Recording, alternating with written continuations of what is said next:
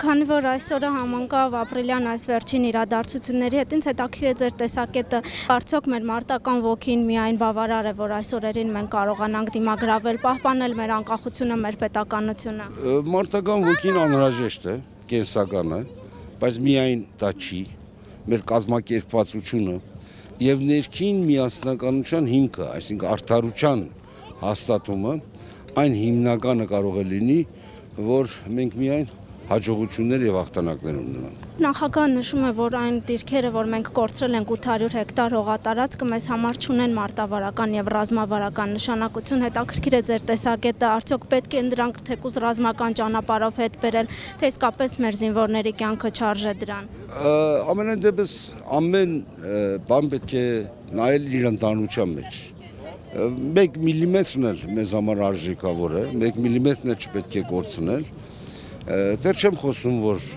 մենք կորցրած տարածքներ ունենք, որոնց ազատագրումը մեր ճտի պարտքն է։ Շահումյանի շրջան ունենք, Մարտակերտում տարածք ունենք, դա մեր ճտի պարտքն է։ Բայց ամեն ինչ պետք է անել խոհեմ, ամեն ինչ պետք է անել ճիշտ, ամեն ինչ իր գինն ունի, որից ավելին մենք իրավունք չունենք վճարելու եւ որից քիչը չպետք է տատանվենք վճարելու։ Այսինքն մենք պետք է կարողանանք հասկանալ, որ այո, հայրենիքը, հողը պահվում է զոհաբերություններով, բայց այդ զոհաբերությունը չպետք է մսխել, այդ զոհաբերությունը չպետք է մսխվի,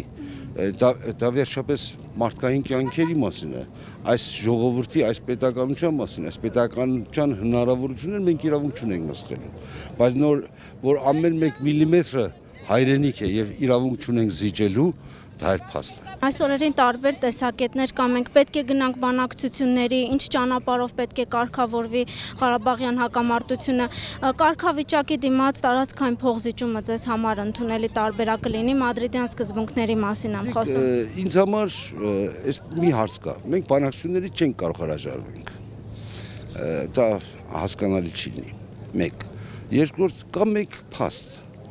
Ղարաբաղի անկախության ճանաչում Ադրբեջանի կողմից։ Քանի դա տեղի չի ունեցել,